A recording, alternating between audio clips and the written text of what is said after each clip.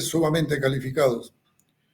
Y tercero, la elaboración y utilización de herramientas cada vez más sofisticadas, producto del estudio de especialistas en el campo de la gestión del talento humano y de su aplicación efectiva para que mejore notablemente la gestión empresarial, mediante la gestión participativa por objetivos, la valoración del potencial humano, el análisis de cargo y la valoración de resultados.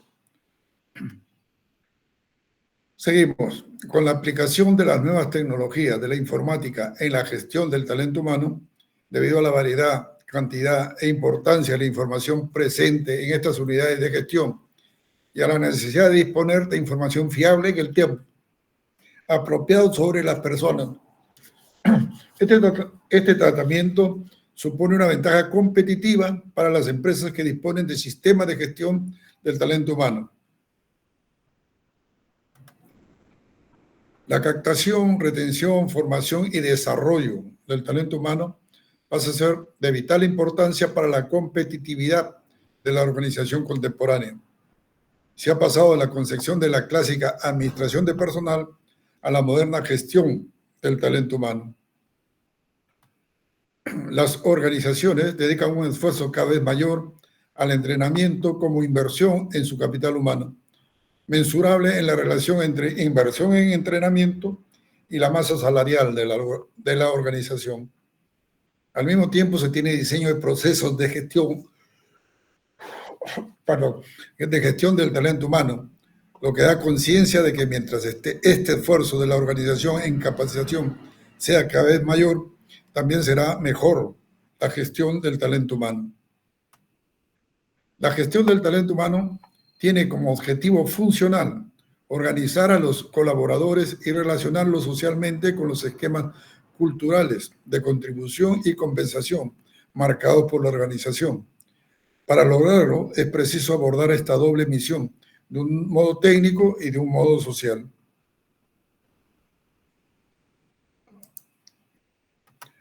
El primero atiende tanto a la asignación de personal al puesto y a la recepción de su compensación, como a la valoración económica y del rendimiento de la atribución del costo de la compensación. Y el segundo vincula la competencia y motivación por la contribución y compensación ofrecida, elementos propios de la política cultural, sin dejar de lado los condicionantes del mercado laboral. Lograr que ambos procesos funcionen es el verdadero reto de las unidades de talento humano, puesto que únicamente logrando su funcionamiento paralelo se puede conseguir la implicación, competencia, colaboración y efectividad en toda organización. La labor de una unidad de talento humano consiste fundamentalmente en asignar e integrar al personal dentro de ella, de acuerdo con criterios organizativos básicos, que han de estar siempre inspirados por los factores culturales que impregnan toda su estructura organizativa. La relación que se puede establecer entre la gestión de la cultura organizacional y la gestión del talento humano es vital para poder proyectar las líneas generales de un modelo de gestión del factor humano en la organización. El estudio de esta relación se produce en el contexto de un marco de análisis que plantea que las personas constituyen culturalmente un activo muy importante para el desarrollo de cualquier organización. En este sentido, se plantea una visión no instrumentalista del factor humano, es decir, que las personas, además de ejecutar una práctica diaria en la labor, también participan en su diseño y la interpretan. A partir de esta visión, el análisis del talento humano puede recuperar el protagonismo del individuo que define, decide y ejecuta la actividad. Asimismo, no se puede comprender el comportamiento de la persona que se relaciona para ejecutar un trabajo a partir de planteamientos que limiten su función a un mero factor de producción y o servicio, que como tal puede ser pasivamente orientado por normas elaboradas en función de especificar criterios de costo y rendimiento. Todo individuo, además de ejecutar y participar en procesos funcionales específicos, también interpreta constantemente cosas y otros procesos para él y para otro. La efectividad económico-productiva del factor humano constituye el resultado de procesos de asignación y de trabajo. La gestión del talento humano debe ser conceptualizada como una herramienta que permita relacionar a un colectivo de personas con un campo culturalmente de valores y tareas. El factor humano es un elemento básico y estratégico de la práctica gerencial empresarial. Por tanto, de su gestión efectiva depende la correcta ejecución de los planes elaborados. Es estratégico porque los cambios organizativos no se pueden realizar, lógicamente, sin el contingente de las personas que lo tienen que ejecutar. En este sentido, se propone una perspectiva dinámica de la gestión del talento humano en las organizaciones. La gestión del cambio como forma de obtener la implicación de los colaboradores en el cumplimiento de la misión, la visión y los objetivos de la organización. Bueno, este es el primer punto de este capítulo, ¿no? Tengo otros cuadros, ¿no? Entonces vamos a salir de este cuadro para poner el segundo cuadro que está acá. Está acá.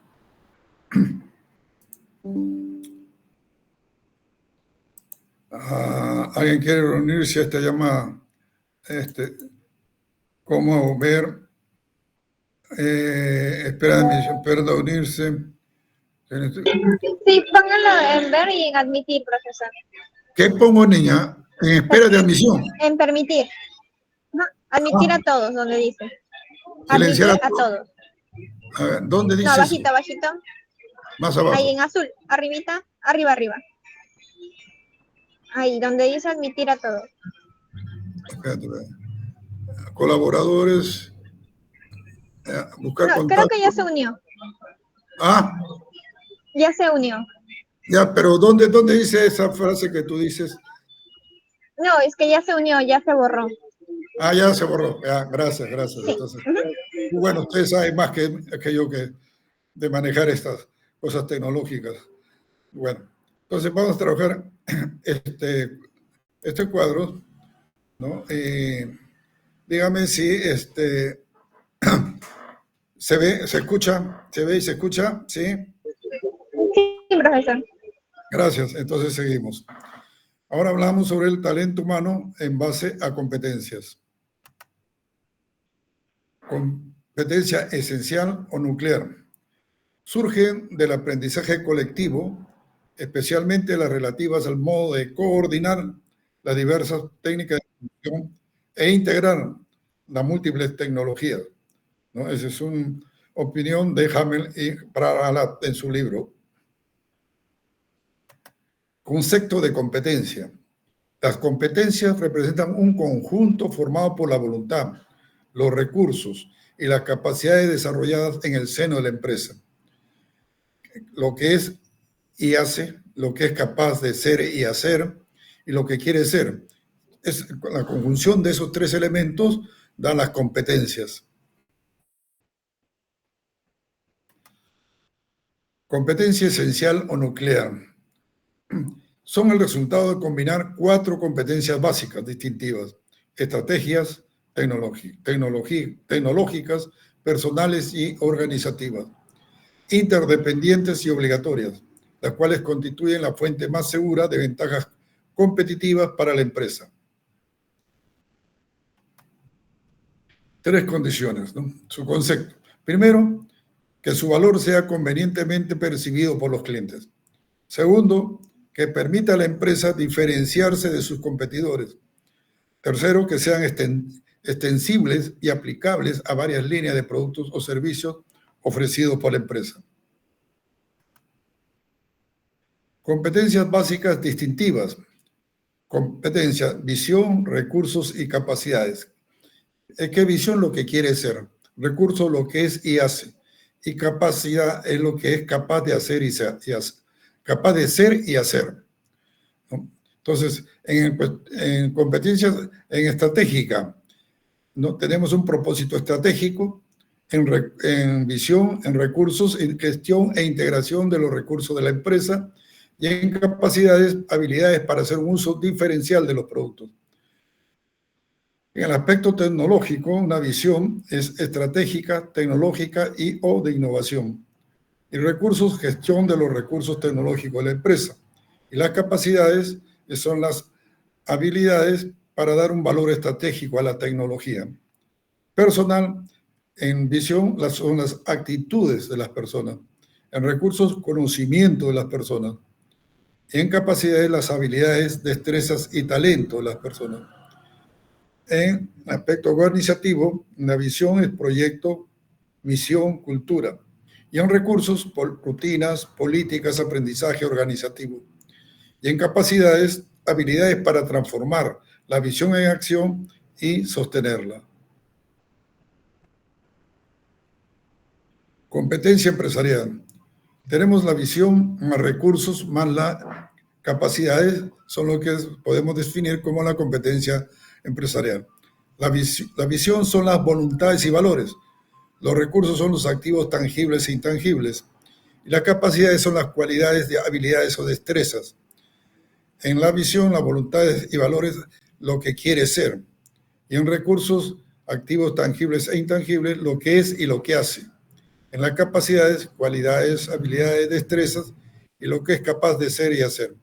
Todo eso genera una ventaja competitiva sostenible, ¿no? Que viene a ser las competencias dinámicas.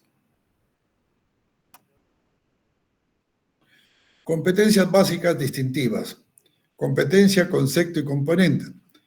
En la competencia estratégica, la existencia de un proyecto de estrategia corporativa que tiene en cuenta los grupos de interés y combina las actividades para crear valor añadido hacia clientes en múltiples mercados. Sus componentes son visión, misión y objetivo, lo que quiere ser la empresa, recursos, lo que es y lo que sabe hacer, y capacidades, lo que es capaz de hacer y hacer. En tecnología y competencias tecnológicas, la capacidad de diseñar, comprar, fabricar y vender. Es el stock de tecnologías, el know-how para aplicarlas y las capacidades de innovación. En lo personal, el conjunto de capacidades de las personas conocidas o no y utilizadas o no. Entonces ahí vemos sus actitudes o conocimientos, lo que sabe hacer, oficio o habilidades, lo que puede hacer, y actitudes o comportamientos, lo que quiere hacer. En aspecto organizativo, la coordinación de los generadores de valor a través de la estructura organizativa de la empresa, con el diseño de tareas, rutinas o métodos, estructura de poder, sistema de dirección y sistema de información. Entonces seguimos con las competencias personales.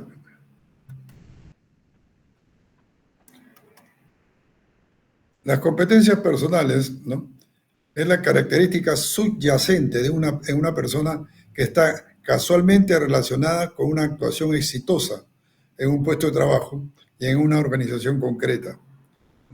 Es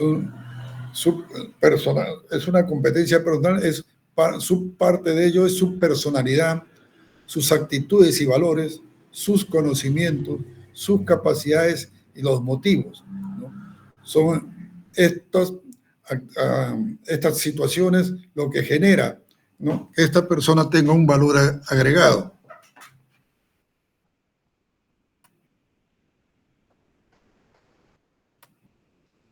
Entonces tenemos comportamientos observables que están casualmente relacionados con un desempeño excelente en un trabajo concreto y en una organización concreta, ¿no? Y competencia viene a ser el hacer, el poder hacer, medios y recursos, el saber, los conocimientos de los trabajadores, el saber hacer, sus habilidades y destrezas, el saber estar, o sea, las actitudes frente, ¿no?, al desarrollo de la empresa, y el querer hacer, o sea, su motivación de seguir haciendo, ¿no?, un planteamiento positivo hacia la empresa. Ejemplo de definición de competencia entendida como un conjunto de comportamientos observables. La competencia es la orientación a la productividad. Definición: hacer las cosas y conseguir que se hagan de modo eficiente, estableciendo sistemas y procedimientos con esta finalidad y gestionando eficientemente el tiempo.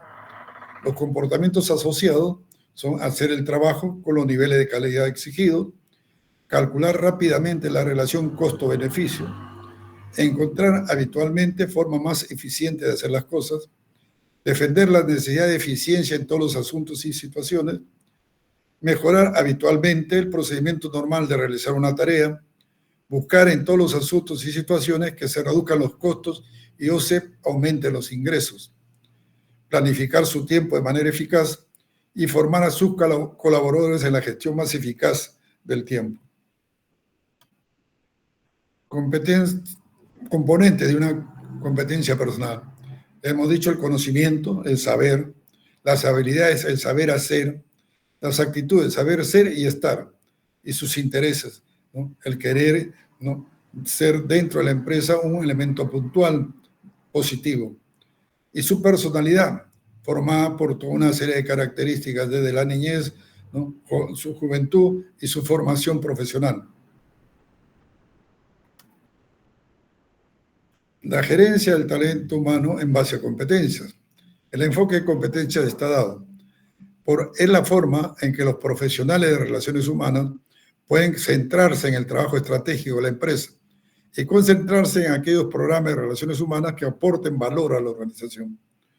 Su objetivo es lograr una gestión de la empresa ajustada al capital humano, utilizando las características claves que tiene el personal actual y aquellas que hacen que un determinado puesto de trabajo se desarrolle más eficazmente. Facilita no solo la adaptación a los cambios producidos, sino la previsión de lo que se van a enfrentar, favoreciendo así la adopción de un enfoque estratégico. Normas básicas para la gestión por competencia. Seleccionar las competencias adecuadas. Utilizar el tipo adecuado de competencias. Definir las competencias de cada puesto en función de los objetivos o misión que debe cumplir. Y cuarto, emplear un nivel de descripción adecuado. La gestión del talento humano por competencia. Reclutamiento y selección en base a competencias. Formación y desarrollo en base a competencias. Y evaluación del desempeño en base a competencias. Y remuneración también en base a competencias. Entonces, ahí tenemos, ¿no?, el segundo punto que hemos trabajado, ¿no? Espérense, sobre vamos. Ya. Entonces, ahora vamos a trabajar algo que siempre pongo al final, un adicional vamos a trabajar sobre la posmodernidad. Entonces, ustedes saben, la sociedad industrial generó la modernidad. La sociedad industrial generó el mundo analógico. Ahora vivimos en la sociedad digital, ¿no?, una sociedad postmoderna. Entonces, ¿no?, asincrónica. Nosotros tenemos que saber cuáles son esas características. Entonces, este es un trabajo personal que hice para, bueno, en algún momento presenté trabajo sobre esto, inclusive en algunas, no, a ver, alguien quiere unirse, dice, agregar personas, ahí pongo agregar personas.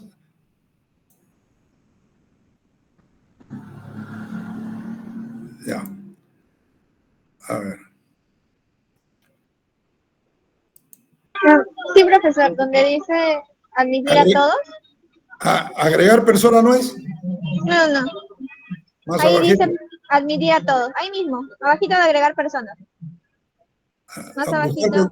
Espera de admisión. Rechazar a todos. Admitir a todos. Ya lo vi. Gracias. Listo. Gracias, niños. Ustedes viven en este mundo. Ok, gracias. Bueno, miren, vamos a trabajar un tema que es muy importante, que es vuelvo a indicar, ¿no?, la sociedad industrial generó la modernidad, la sociedad digital ha generado la posmodernidad, la más allá de la modernidad. Entonces vamos a analizar cuáles son esas variables. Es un trabajo, ¿no?, presentado a unos congresos de filosofía y, entonces creo que esto es un tema interesante también para usted. ¿No? Se habla de la epistemología y la posmodernidad, ¿no? Este es lo he enseñado, lo he dictado en varias cosas. Bueno, esa foto es de hace 20 años, no, 15 años por si acaso. Bueno, Entonces ¿no? Lo siguiente, ¿no? El iluminismo, siglo de las luces, ustedes sabrán, ¿no? Con los filósofos, ¿no? Bacon, ¿no? Baruch Spinoza, se genera el siglo de las luces. Entonces, dice, el iluminismo está muerto, el marxismo está muerto, el movimiento de la clase trabajadora está muerto, y el autor también no se siente muy bien. ¿Quién escribe eso? Es Neil Smith, una persona que tiene varias obras de teatro, ¿no? Bueno, voy a indicar, el iluminismo es el siglo de las luces, ¿no? Con los pensadores y los filósofos de la época. El marxismo, ustedes saben, con Carlos Marx, ¿no? Y todos sus seguidores, ¿no? El movimiento de la clase trabajadora está muerto. Ahora ya definitivamente el concepto muy, digamos, que analizó en su parte Carlos Marx es en su época. Ahora el pensamiento de Marx ya no es válido. No es válido porque vivimos otro mundo, otro tipo de relaciones y otro tipo de visión. Entonces, entramos así. Entonces, la palabra moderno, como se sabe, deriva de la voz modo y modo. Y moda es lo que está de paso, a la espera de la aparición de algo todavía más nuevo y así hasta el infinito. La moda es el imperio de los efímeros, según Gilles Lipovetsky. Gilles Lipovetsky es un filósofo muy interesante y que tiene muy buen pensar y buenos libros, ¿no? Entonces, volvemos a regresar. La sociedad industrial genera la modernidad, ¿no? Entonces, la moda. Entonces, ahora hablamos de la posmodernidad y vamos a analizar ese tema. Que alguien quiera hacer una pregunta, por favor, me lo hace, no hay ningún problema para poder avanzar. Es unos cuadros muy interesantes que lo estoy haciendo con el fin de que ustedes tengan, ¿no? Un referente más, porque ya son prácticamente, ¿no? Alumnos, ya no casi alumnos, ya están saliendo, ¿no? Entonces decimos lo siguiente: el acontecimiento estimado por casi todos como punto de partida de la modernidad es la Reforma Protestante, iniciada en la segunda década del siglo XVI por Martín Lutero. Ustedes saben que Martín Lutero, ¿no? Se rebela contra la Iglesia Católica y funda la Iglesia Luterana, ¿no? Entonces, inclusive coloca sus 95 cláusulas en la puerta de una iglesia, ¿no? La iglesia en esa época era una muy disoluta, ¿no? Era una iglesia que vendía ¿no? Las bulas, vendía, ¿no? Si en caso morías, ¿no? Digamos, te acreditaba que ibas a ir al cielo. Entonces, todo fue un negociado en esa época y Martín Lutero se levanta contra eso. Entonces, ahí, cuando Martín Lutero hace esto, se produce la separación absoluta del mundo religioso y del mundo secular, quedando este último entregado al mero conocimiento y quehacer de los hombres, con el cual nace la época histórica designada con el nombre de modernidad, y que en su aurora en el siglo XV ya se anunciaba como la vía moderna, de aproximarse a lo real, en oposición a la llamada entonces por los doctos vía antigua, propia de la Edad Media. A veces da lugar a equívocos y a confusión la palabra modernidad, que alude a una concepción del hombre y de la historia, con la palabra modernización, que alude a aprovechar el mejor modo posible los recursos que el avance de la ciencia, de las comunicaciones, de las técnicas de todo orden, ponen en manos del hombre, buscando en el fondo una satisfacción y un quehacer más grato y eficaz dentro de lo posible, ¿no? Una palabra, ¿no? Lo que estamos hablando es no de la modernización. La modernización puede ser que nosotros queramos, por decir, vivimos en una casa y queremos ampliarla, queremos modernizarla, queremos pintarla, eso es, ¿no? Pero lo que estamos trabajando en este tema es la modernidad. Si alguien, ¿no? Desea, me puede hacer uso de la palabra, ¿no? El concepto de modernidad es evidentemente polisémico desde la perspectiva de la historia. A ver, ¿alguien quiere unirse? A ver, un momentito, por favor, ¿alguien quiere unirse? Bajo. ¿Alguien quiere permitir? Bueno, ok. Entonces, seguimos. Acá. Entonces decimos, ¿no? El concepto de modernidad es evidente polisémico desde la perspectiva de la historia. ¿Qué significa polisémico? Que tiene varias definiciones, ¿no? Entonces el concepto de modernidad tiene varias definiciones desde la perspectiva de la historia. El concepto de modernidad se desarrolla en la segunda mitad del siglo XVIII, que reconoce y asume las etapas anteriores de la historia occidental, ¿no? Hume, Kant, Rousseau, Diderot son los padres de la modernidad, y su característica más notable es la preeminencia de la crítica, que lo es también del bien llamado siglo de las luces en el que transcurre, ¿no? La modernidad tiene un elemento presente, la historicidad, siendo los componentes fundamentales de la sociedad moderna la industrialización, la sociedad civil y el capitalismo. Cada uno de estos componentes tiene su propia lógica, y cada una de estas lógicas se constituye en múltiples alternativas, sociales, económicas, éticas, políticas, estéticas, etcétera, etcétera, que pugnan entre sí por el dominio o por la hegemonía sobre la totalidad social. Entonces, volvemos a decir, ¿no? Tiene tres componentes la modernidad: la industrialización, la sociedad civil y el capitalismo. Posmodernidad, ¿no? O sea, más allá de la modernidad. Significado fuerte: es una nueva época histórica. Es el agotamiento de la cosmovisión iluminista del siglo de las luces, ¿no? De esto habla Lyotard con su condición postmoderna, Francis Fukuyama, Final de la historia, y Gilles Lipovetsky en La era del vacío. Entonces ahí agrego algo, ¿no? La condición postmoderna de Jean-François Lyotard expuso que el discurso humano ocurre en un variado pero discreto número de dominios inconmensurables, ninguno de los cuales tiene el privilegio de pasar a omitir el juicio de valor sobre los otros. En El fin de la historia y el último hombre, de Francis Fukuyama, una polémica tesis: la historia humana como lucha de ideologías ha terminado, con un mundo final basado en una democracia liberal que se ha impuesto finalmente tras el fin de la Guerra Fría. Entonces, Francis Fukuyama escribe que ya vivimos en un mundo sin ideologías, ¿no? Hasta el siglo pasado, mediados del siglo pasado, podíamos decir que el mundo vivía separado, ¿no? O la juventud, ¿no? Vivía separado por ideologías. Ahora, definitivamente, la juventud ya no, digamos, vive en un mundo diferente, un mundo altamente tecnificado, sin ideologías, ¿no? Nadie puede decir que ha leído a Víctor Auraya de la Torre, que ha leído a Víctor Andrés Belaúnde. Nadie puede decir que ha leído, ¿no?, a todos los autores peruanos, ¿no? O Mariátegui mismo, ¿no? Entonces, en ese sentido, ya la ideología se ha perdido actualmente en la juventud. Igual Gilles Lipovetsky, en su libro La era del vacío, ¿no?, este escritor francés explica que el postmodernismo nace en el contexto de una atmósfera de pesimismo y catástrofe inminente, dejada atrás por el modernismo. Si Nietzsche dijera hoy Dios ha muerto, la ironía sería que a nadie le importaría.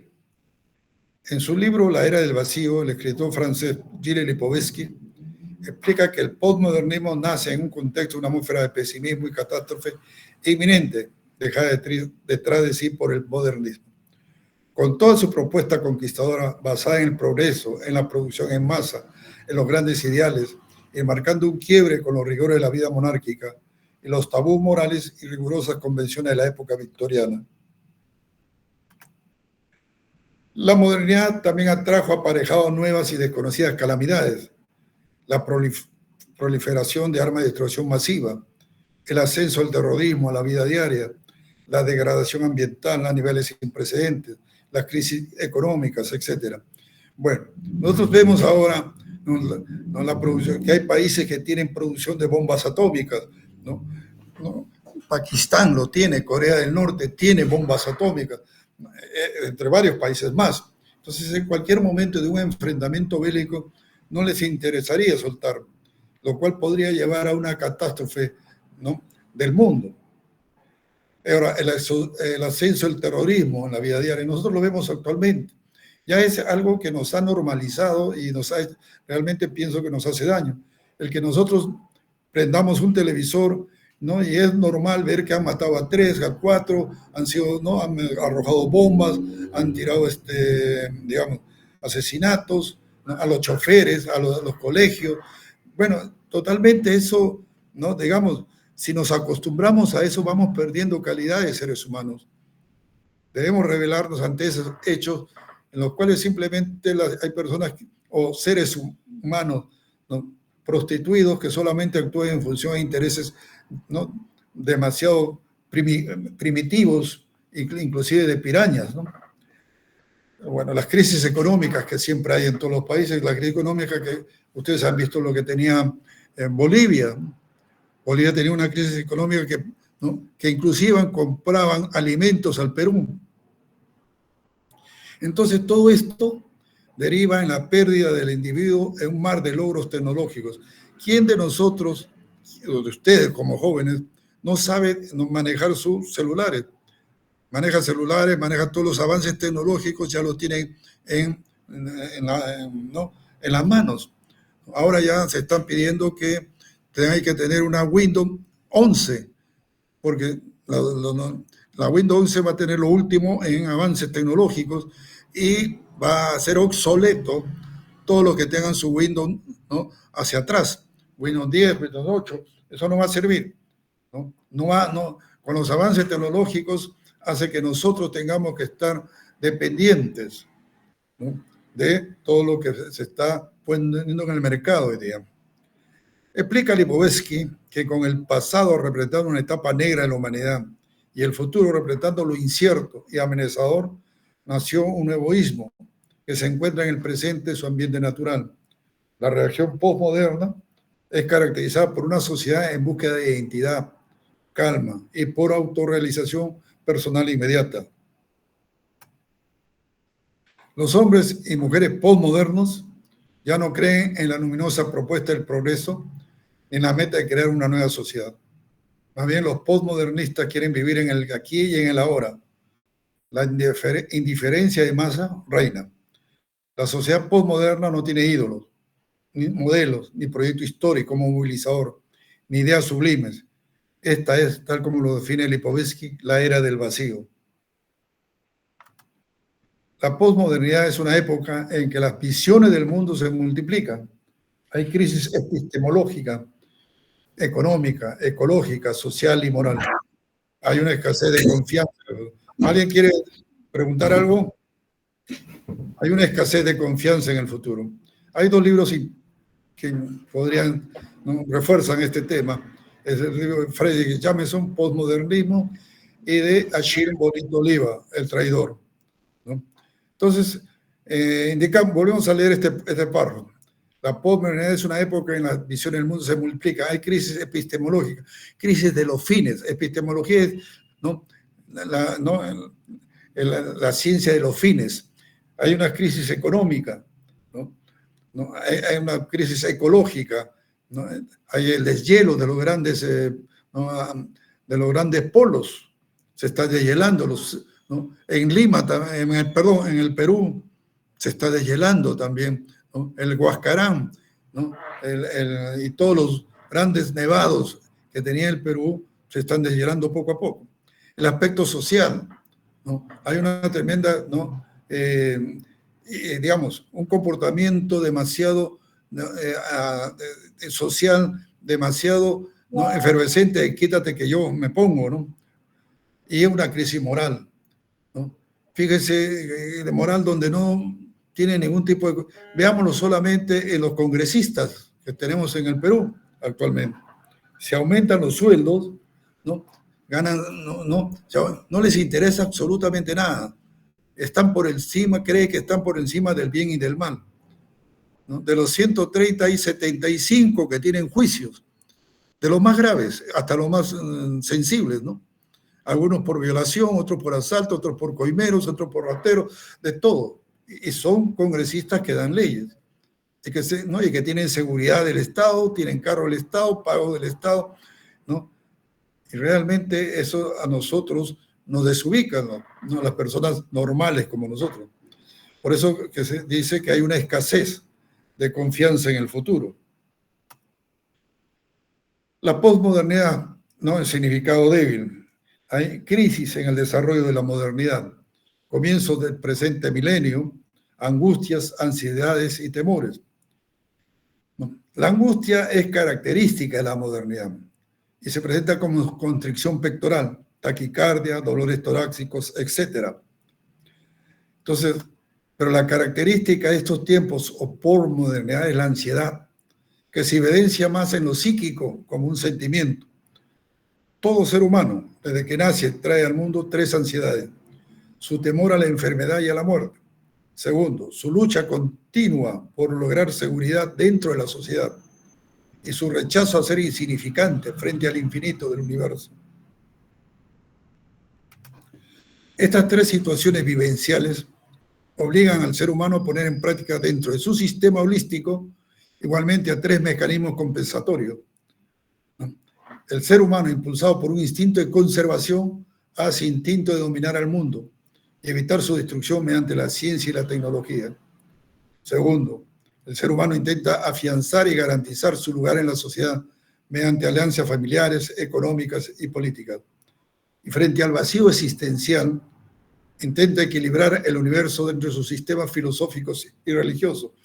Bueno, ahora cada vez más la gente va dejando de ser católicos apostólicos y romanos, ¿no? Algunos, bueno, todavía se persignan, pero cada vez hay, ¿no? Si ustedes van a una iglesia, cada vez van solamente personas mayores, no van jóvenes, menos niños, ¿no? Simplemente las personas mayores, ¿no? Van a reafirmar su fe en un Dios que ellos mismos han creado. Ustedes saben que el hombre, el ser humano, creó a Dios a su imagen y semejanza. ¿Okay? Seguimos. Lo que se siente menos es la ansiedad de la expectativa de progreso que la angustia de los resultados adversos. Y esto es precisamente la diferencia entre ansiedad y angustia. La angustia comporta un suspenso, incertidumbre, con relación a un anhelo que no es seguro, pero al cual se tiende. Y la ansiedad es temor, zozobra y pesimismo. Es lo característica de esta época. Mientras que en la actualidad ansiosa, lo que produce desazón es el exceso de ganas y una duda en función del reloj, ¿no? Por decir, el partido no se gana hasta que termine el tiempo reglamentario. En el caso de la angustia, lo que nos hace sufrir es la convicción de que solo un milagro podrá salvarnos. El sueño no es el de obtener una merecida con recompensa por el trabajo esforzado de años, sino lograr un triunfo contra las señales del destino. Es este imponderable el que da lugar a la mayoría de especulaciones, palabra que viene de espejo, lo cual significa que dichas especulaciones son el soporte ideal para las proyecciones de nuestros deseos y miedos más recónditos. Estamos trabajando el concepto de posmodernidad. La ansiedad es un miedo a lo desconocido, pero ¿miedo a qué? A la muerte, al fracaso existencial, a una vida de miseria física y moral, a la inevitable futilidad de todo lo que podremos lograr, al futuro y a sus decepciones. Digamos que es el miedo a algo indefinido, pero sentido como catastrófico. Los jóvenes, con la misma abundancia de tiempo libre, están más expuestos al aburrimiento. En realidad, el aburrimiento suele ser el preludio de la ansiedad, de la vitalidad que se torna contra nosotros y se convierte en reproche y autoagresión, ¿no? Esto es lo que se genera mucho en los jóvenes, ¿no? El aburrimiento, paso previo a la ansiedad. El humanismo ha sido el intento más fecundo para encarar esta dimensión de la existencia humana, renunciar a los ídolos, convertir a los seres humanos en fines en sí mismos, hacer de nuestro propio cultivo la meta de la vida. El programa humanista fue formulado con toda claridad por Erasmo y Rabelais. Para Rabelais, el ser humano confronta un dilema donde juega el sentido de la existencia. O creamos o destruimos, o menos dramáticamente hacemos un poco de las dos cosas. Finalmente no los arreglamos como mejor podemos, pero lo ideal es que prime la construcción y es aquí donde cobra su real sentido la creación de cultura. Perdón. Entonces, ya es aceptado el hecho de que hemos superado la etapa histórica de una sociedad industrial, ¿no? La etapa industrial, no la época hasta el siglo pasado, ¿no? Con todas sus concepciones. Toda esa sociedad industrial generaba toda una concepción económica, política, ideológica, ¿no? Para poder enseñar el futuro y mejorar la calidad de vida, debemos determinar el grado en que la situación actual difiere de la correspondiente a las sociedades anteriores. La modernidad alude a la sociedad industrial, cuyo dinamismo está dado por una tecnología y cuyos modelos básicos han sido la máquina y la electricidad. La posmodernidad que se vive ahora, en cambio, se refiere a una sociedad postindustrial, en la que el trabajo deja de tener el lugar preponderante en la creación del valor trabajo que tuvo en la sociedad industrial, y donde la primacía de la tecnología es desplazada por la primacía del valor conocimiento. Entonces, el concepto del valor trabajo, que inclusive lo analiza Marx en su obra El Capital, ¿no? Pero ahora, ¿no?, el concepto ha sido superado. Lo que ustedes van a vender es valor conocimiento, no valor trabajo, no valor esfuerzo, no valor sudor. Ustedes van a vender capacidad y conocimiento. Para eso tienen que estar definitivamente bien centrados en lo que desean y en su formación. Vuelvo a decir que ustedes no terminan su capacidad o su conocimiento, su capacitación cuando salgan, ¿no?, en la graduación. Ahí comienza ¿no?, y sigue su capacitación especializándose en puntos determinados. Vivimos en una sociedad de superespecialización. Entonces es necesario que usted lo haga con amplia lectura, con bastante lectura. Lo postmoderno apuesta por la diversidad y por la pluralidad. No se debe entender la postmodernidad como una nueva tendencia que reemplaza lo tradicional y lo moderno. Debe entenderse como una reorganización de sus relaciones internas y su conexión con las tradiciones, que va mucho más allá de lo que busca el mercado. El postmodernismo rechaza la homogeneidad, la simplicidad, lo ultranacional, la especialización rígida y la gran escala, y estimula la heterogeneidad tecnológica, la complejidad, la multietnicidad, la customización, la pluriculturalidad, la especialización flexible y la escala adecuada sustentada en lo ligero, delgado, bajo, pequeño. Ustedes saben lo que es la customización, el customer, ¿cierto? A mis alumnos saben lo que es la customización, ¿no? Es la producción orientada al cliente, ¿no? Seguimos. El proletariado, ¿no?, ha sido reemplazado por el cognitariado, para lo cual a la fecha se agotaron los mensajes ideológicos y las internacionales que las cobijaron. La internacional socialista, la internacional comunista, la internacional anarquista. Estas han sido reemplazadas por la internacional de calidad, ISO 9000 e ISO 14000. Entonces el proletariado, que fue, digamos, analizado por Marx y por sus consecuentes pensadores de la época, ahora ya no es válido. Por eso digo que su pensar de Marx ya fue, ¿no? Entonces ahora tenemos el cognitariado, ¿no? Ustedes ya no serían el proletariado cuando entran a trabajar, serían el cognitariado. Van a vender valor, conocimiento, conocimiento, ¿no? Entonces, por eso es que decimos que los mensajes ideológicos en este momento ya no van más. Ustedes como jóvenes, ¿no?, ya no pueden estar afín a un partido político, afín a otro partido político, pero que no tienen bases ideológicas. Cambio de trayectoria laboral. También las clases sociales que determinan una época son ahora reemplazadas por los grupos de presión, ¿no? Las clases sociales, que eran, ¿no?, la clase alta, la clase baja, la clase media, ya no, que antes había mucho de esa pituquería que definían grupos sociales. Ahora no, ahora hay grupos de presión, ¿no? Grupos de presión que tratan de, ¿no?, de que la sociedad tome, ¿no?, rumbo diferente a lo que ellos desean.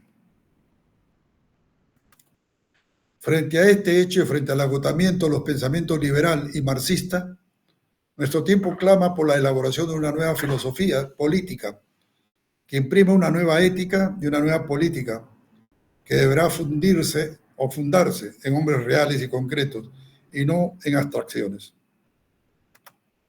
Por lo tanto, tendrá que tomar en cuenta los descubrimientos de la ciencia moderna, especialmente la biogenética, los compósitos y la física cuántica, que nos puede servir para explicar los conceptos de tiempo real, ¿no? Entonces tenemos aquí los compósitos, ¿no?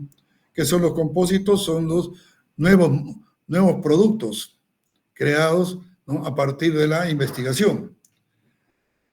La propuesta y desarrollo de la información cuántica, una nueva ciencia del siglo XXI, que surge de combinar dos de las creaciones más notables de la ciencia del siglo XX.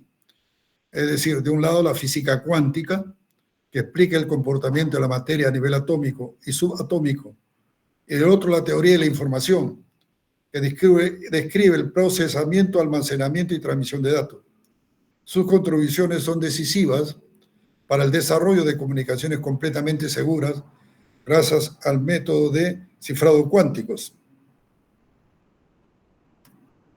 Estamos en el camino hacia una sociedad cognomática, según Taichi Sakaya, ¿no?, tiene un libro muy interesante, o la sociedad postindustrial de Drucker, que ustedes deberán conocerlo, deben haber leído algún libro de Drucker, o la sociedad de la computopía de Yoneji Masuda, o la sociedad sincrónica de Bill Gates, lo cual genera sus propios parámetros de concepción de vida, hábitos, valores, conductas y organizaciones. Este hecho aceptado incide en las organizaciones y sobre todo en los paradigmas de las organizaciones empresariales. Las organizaciones empresariales tienden a ser organizaciones del conocimiento. Cada puesto es ocupado por alguien que conoce su tarea. Por eso hablamos de la superespecialización. Las organizaciones inteligentes, ¿no?, de las cuales se habla mucho, son organizaciones donde la gente expande continuamente su actitud para crear los resultados que desea, donde se cultivan nuevos y expansivos patrones de pensamiento, donde la aspiración colectiva queda en libertad y donde la gente continuamente aspira a aprender en conjunto.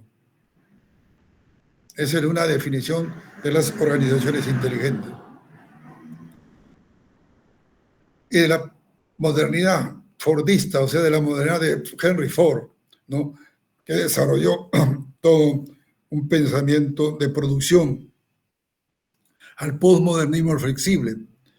Para los administradores, o sea, para ustedes, hay concepciones diferentes en cuanto a régimen de acumulación, concepto de valor, materialización de hábitos, motivaciones y estilos de representación cultural. En conclusión, esta es una sociedad que pone acento no en hacer las cosas mejor, do things right, sino en hacer mejores cosas, do the right thing. En fin, una sociedad que exige trabajar más inteligentemente, working smart, que en trabajar más duramente, working harder. Entonces, esto es una característica, ¿no?, solamente en esta frase es una característica propia de este tipo de sociedad en la cual ustedes se van a desenvolver o se están desenvolviendo, ¿no? No en hacer mejor las cosas mejor, sino en hacer mejores cosas. No trabajar más, sino no trabajar más inteligentemente. Ahora seguimos. Ciencia y posmodernidad. Vivimos una crisis de las promesas de verdad y bienestar. Una aceptación de la ciencia por sus aplicaciones. Una ciencia y nueva o sea, una nueva generación. La crítica del cientificismo y la ciencia sin humanismo. Muchos de los problemas del mundo postmoderno se deben a una inadecuada comprensión de la verdad espiritual y filosófica por parte de las personas, ya que el hombre se ha puesto la meta de conquistar el mundo, pero entre tanto pierde su alma. Eso que es llamado humanismo, pero que debería llamarse antropocentrismo irreligioso, no puede proporcionarle respuestas a las preguntas más esenciales de nuestra vida.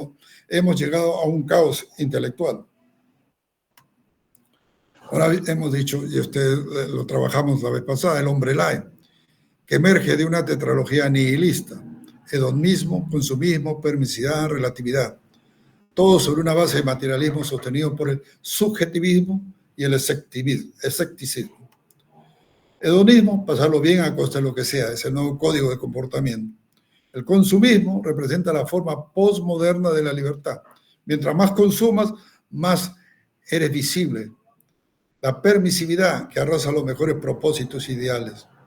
El relativismo, todo es relativo, con lo que se cae la absolutización de lo relativo. Brotan así unas reglas presididas por la subjetividad. Y el materialismo hace que el individuo tenga cierto reconocimiento social por el único hecho de ganar mucho dinero o tener dinero. Una revolución sin finalidad y sin programa. La ética permisiva sustituye a la moral, lo cual engendra un desconcierto generalizado. Y el nihilismo es la negación absoluta de creencias de todo principio religioso, político o social. Entonces, ahí vamos a copiar unas palabras de Alberto Manguel en su libro La ciudad de las palabras, que dice lo siguiente: vivimos en una época en la que los valores como brevedad, superficialidad, rapidez y simpleza son absolutos. Nunca lo habían sido. Cuando los valores que desarrollaron nuestra sociedad fueron los de la dificultad para aprender a sobrellevar los problemas, la lentitud para reflexionar y no actuar impulsivamente, y la profundidad para saber adentrarse en un problema. Si se prescinde de ellos, se obtienen reacciones banales, fácilmente manipulables, ¿no? Entonces, eso que habla Alberto Manguel, ¿no? Seguimos. Fíjense este cuadro, quisiera, ¿no?, que ustedes mismos lo lean, ¿no? Y fíjense ¿no?, cómo estamos desvirtuados los valores, ¿no? Entonces, la chica o la niña o la señorita le dice a su madre: ¿sabes qué pasa, mamá? Que para llegar lejos en la vida y poder abrirme camino con total libertad, yo necesito que me ayudes con algo que solo tú puedes darme. La mamá se siente feliz, le dice: mis consejos, mi experiencia, mi ejemplo. No, tu carro, ¿no? O sea, lo material, ¿no? Esto es una realidad. Ahora, otro cita de Juan Manuel Prada en su libro El fracaso educativo. Faltando la familia, es natural que la escuela sea un árbol sin raíces, al que no se le resta otro destino sino marchitarse y fenecer. En familias donde no hay comunidad de vida, bien porque los padres están divorciados o porque andan trabajando con afán en sus importantísimos quehaceres, no puede haber educación responsable, y solo es posible criar hijos huérfanos de afectos o empachados de afectos cojos, caprichosos y chantajistas emocionales, huérfanos de criterio para enjuiciar la realidad y por lo tanto condenados a la dispersión, a la desorientación y al caos. Bueno, ustedes saben que ahora en el Perú, sobre todo, cada vez es mayor, ¿no?, las familias uniparentales o monoparentales, ¿no? Los matrimonios cada vez tienden a disolverse, ¿no?, después de un tiempo de casado, sobre todo entre los jóvenes, ¿no?, por diferentes razones. Entonces, los niños nacen en familias, ¿no?, monoparentales o uniparentales, o con la padre o con el padre, ¿no?, sin valores, sin conductas, ni tratando simplemente, en algunos casos, de ser chantajistas emocionales. Bueno, entonces todo esto, el hombre light, ¿no?, según Enrique Rojas, se parece a las comidas sin calorías y sin grasas, a la cerveza sin alcohol, al azúcar sin glucosa, al tabaco sin nicotina, a la Coca-Cola sin cafeína y sin azúcar, a la mantequilla sin grasa.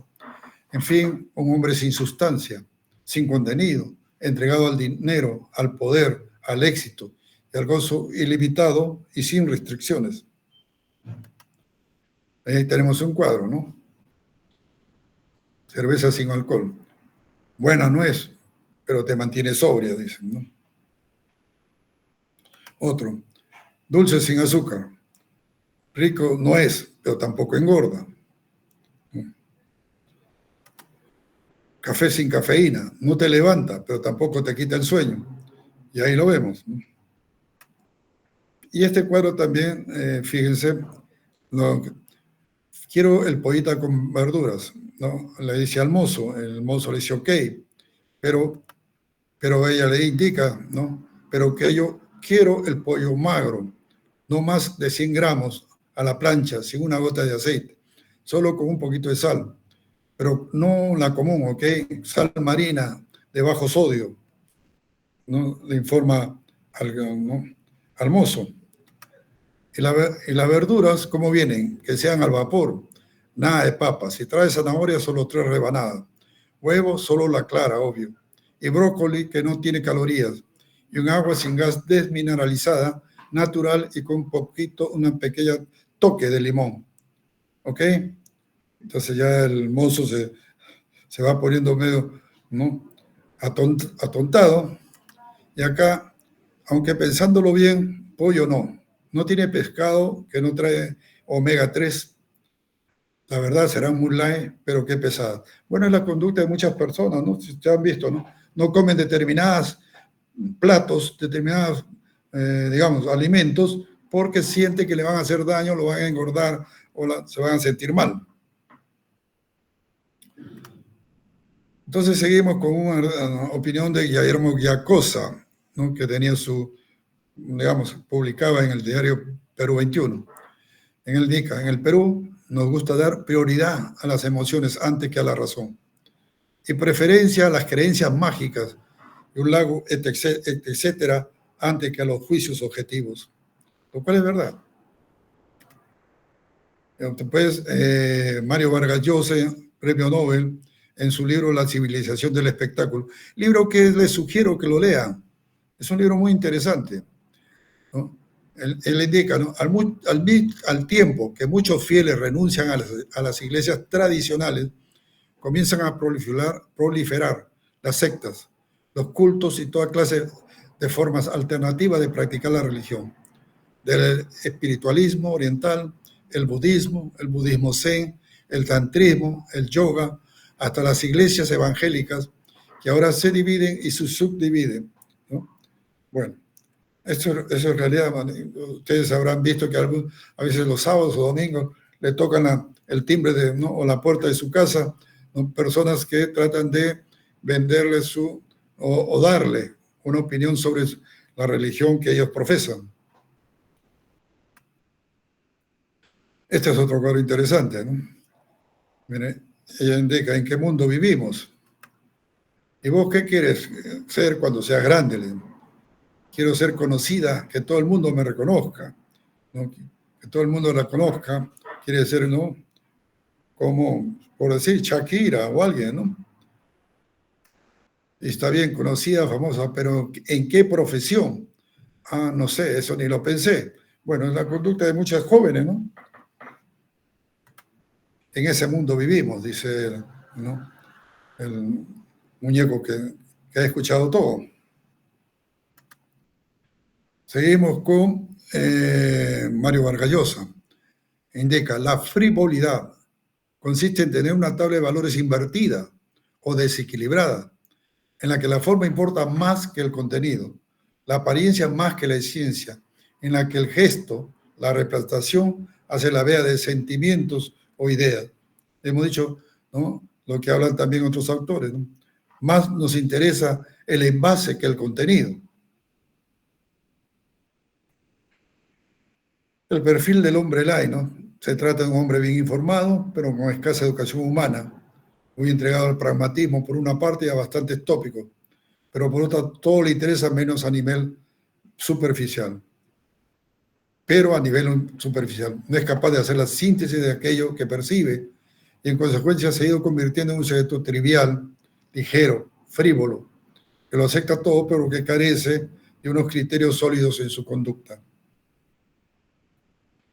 Comparación de valores entre modernidad y postmodernidad.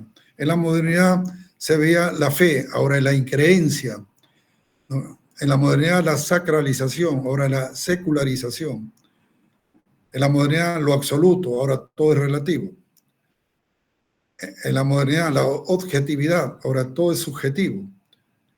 En la modernidad, la razón, ahora es el sentimiento. En la modernidad, la ética, ahora es la estética. En la modernidad, la culpabilidad, ahora viene a la aculpabilidad. En la modernidad, el pasado, futuro, ahora solo se vive el presente. En la modernidad, la historia, ahora viene la historia o los metarrelatos. La unidad en la modernidad, en el punto 11. 10, ahora viene la diversidad. En el punto 11, el colectivismo, no para dar pase al individualismo. ¿No? Lo que antes se lograba con esfuerzo, ahora no, todo trata de un placer. Y en la modernidad, lo que era necesario ahora es accesorio. Y lo fundamental ahora es superficial. En fin, todos los términos y todos los caminos son indiferentes. Todos son machihembras, padrijos o bimuertos. O en todo caso un drop out, que es un especial tipo de fracasado en la sociedad que vive con sus padres o sus parientes, explotando lo que se podría llamar la plusvalía afectiva. Al final somos seres humanos que buscamos amor y solo encontramos piedad y rechazo. Y este cuadro también es interesante, ¿no? Matías le pregunta a su mamá, mamá, ¿para qué sirven los principios? Es lo fundamental, Matías. Si no fuera porque la mayoría de la gente tiene principios, el mundo no funcionaría así. Así como, me pregunta Matías, con los que tienen principios obedeciendo a los que no tienen principios, que es lo que nos pasa realmente a nosotros, ¿no? Sobre todo en relación con los políticos. Reflexiones, ¿no? Alrededor de nosotros, tangible y materialmente, la envoltura pensante de la Tierra, la noósfera, está aumentando sus fibras internas y estrechando su red. Y al mismo tiempo su temperatura interna se está elevando y con ella su potencial psíquico. Eso lo escribió o lo dijo Pierre de Chardin, que fue estigmatizado por la iglesia, un cura. La noósfera es literalmente la esfera de la mente o capa mental de la Tierra. Es una palabra y un concepto acuñado conjuntamente por Jules Leroy, filósofo francés y estudiante de Henry Bergson, el paleontólogo jesuita Pierre Taylor de Chardin. 26, la noósfera. Él dice que encima de la Tierra, después de la atmósfera, existe la noósfera, que es el conocimiento del ser humano. En la era del aprendizaje actual, los alumnos no aprenden lo que les decimos, sino de lo que ellos sean capaces de manipular, manejar e interactuar. O sea, ese concepto del Magister Dixis ya no va en este tipo de sociedad. Por eso que se ha pasado del libro impreso a la pantalla de televisión, de la palabra a la imagen, del discurso a la figura. En resumen, del logocentrismo al iconocentrismo, que es lo que hacen todos los jóvenes, hasta los niños, ¿no? Entonces, todos ven una pantalla, ¿no? Desde su celular, desde su tablet, desde su computadora, todos están viendo la pantalla. Ya no se lee, ya no hay escritura, ¿no? Por eso se habla de logo, escritura. Se ha pasado al iconocentrismo, a ver figuras. La fuerza del cambio, la sociedad informatizada como una realidad, la globalización, cambio de reglas en los negocios, la competencia, el desarrollo en la fuerza productiva, la demanda de los consumidores y la necesidad de masificar la educación. Pero la educación no debe ser masificada con los mismos parámetros anteriores de la sociedad anterior.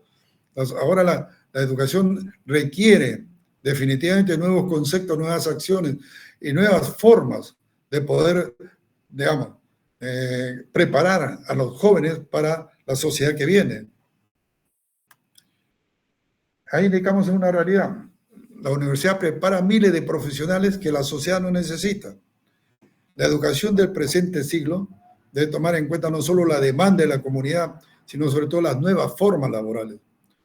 Debe conocer no solo la oferta, sino principalmente la demanda, ya que muchas universidades y facultades practican el autismo profesional, ¿no? Muchas universidades creen que con el día de la graduación y entregándole su diploma, ahí terminó todo su compromiso con los jóvenes. Pero no es así.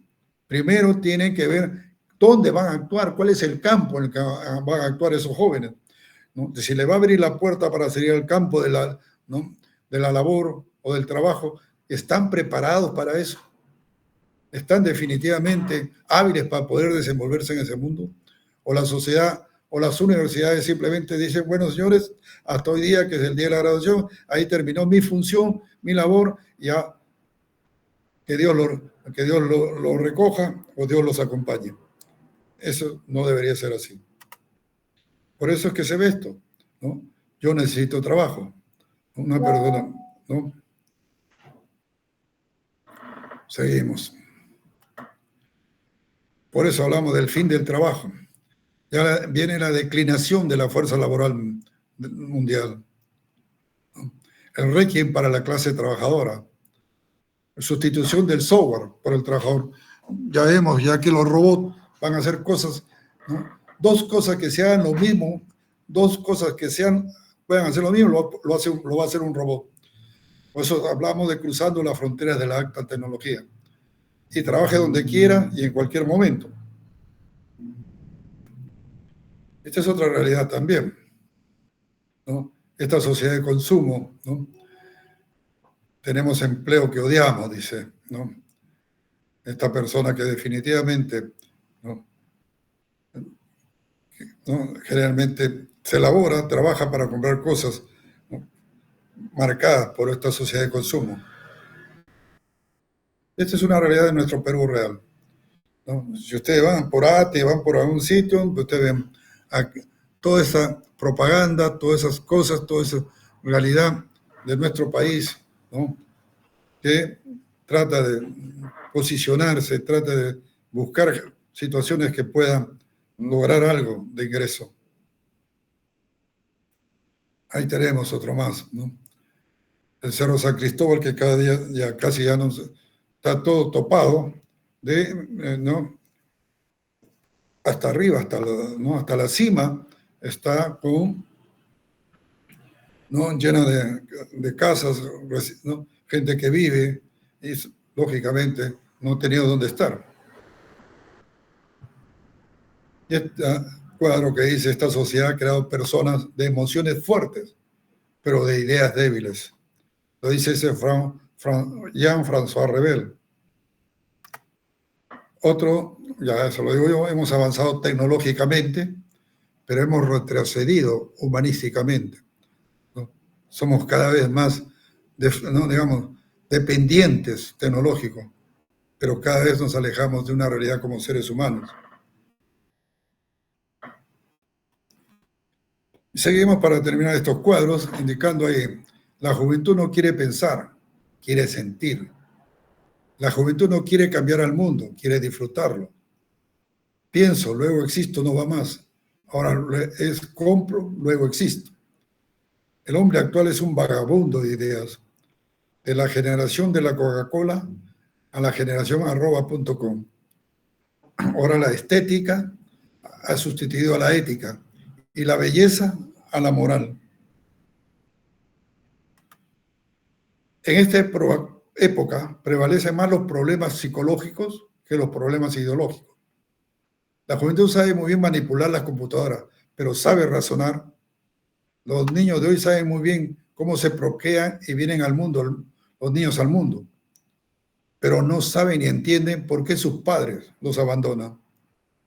En conclusión, vivimos la época del Kleenex, usar y votar en todos los aspectos de la manifestación humana: amor, relaciones, sentimientos, amistades, etcétera, etcétera. Seguimos. Perdón. Perdón.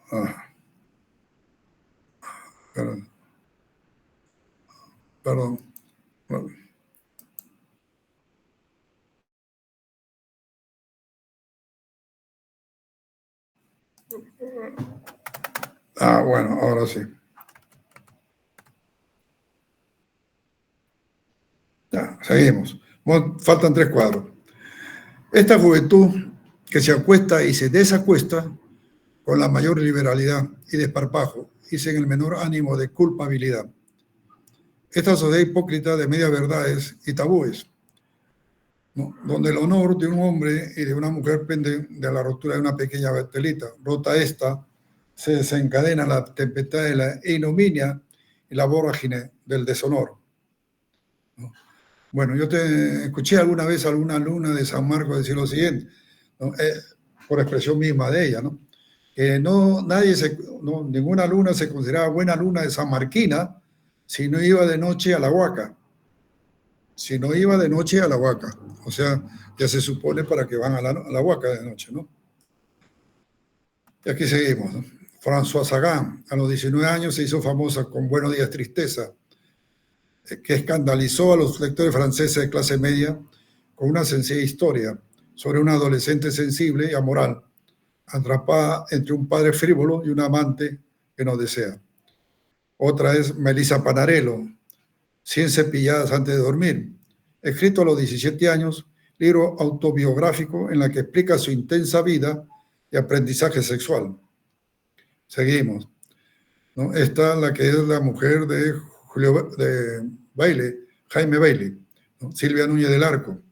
Hay una chica en mi sopa. Una chica tímida y ensimismada se encuentra de pronto en un entorno extraño y un tanto hostil, donde el único refugio será su profesora de alemán, Alicia Witt, una bella y desenfadada austríaca que quizás de manera premeditada provocará en Lucía una creciente obsesión. Bueno, ustedes saben que esta señora tiene ese libro, ¿no? Y que hay muchas personas que lo han leído, ¿no? Trata sobre una relación, ¿no? Entre mujeres, ¿no? Ahora, lo que no hagamos nosotros, lo que no hagamos ahora, no vendrá impuesto por los demás. Y los errores no se equivocan. Buena frase, ¿no? Lo copié y lo puse. ¿Sí? Los errores no se equivocan, ya está equivocado. Y hasta ahí hemos llegado en este tema de la modernidad y la posmodernidad. No sé si alguien quiere hacer una pregunta, por favor.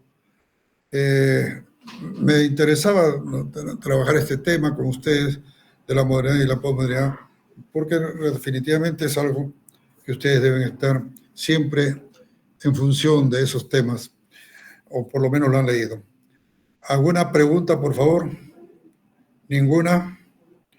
Bueno, en todo caso, les agradezco. Estoy dejando un video y una lectura para que ustedes lo lean y lo vean. Un saludo para todos ustedes, muy buenas noches y nos estamos viendo la próxima semana en el mismo canal y a la misma hora. Muy buenas noches con todos ustedes. Que la pasen bien. Hasta luego. Buenas noches, profesor. Gracias. Buenas noches, profesor. Gracias. A ustedes, gracias. Buenas noches, gracias. Gracias, señor.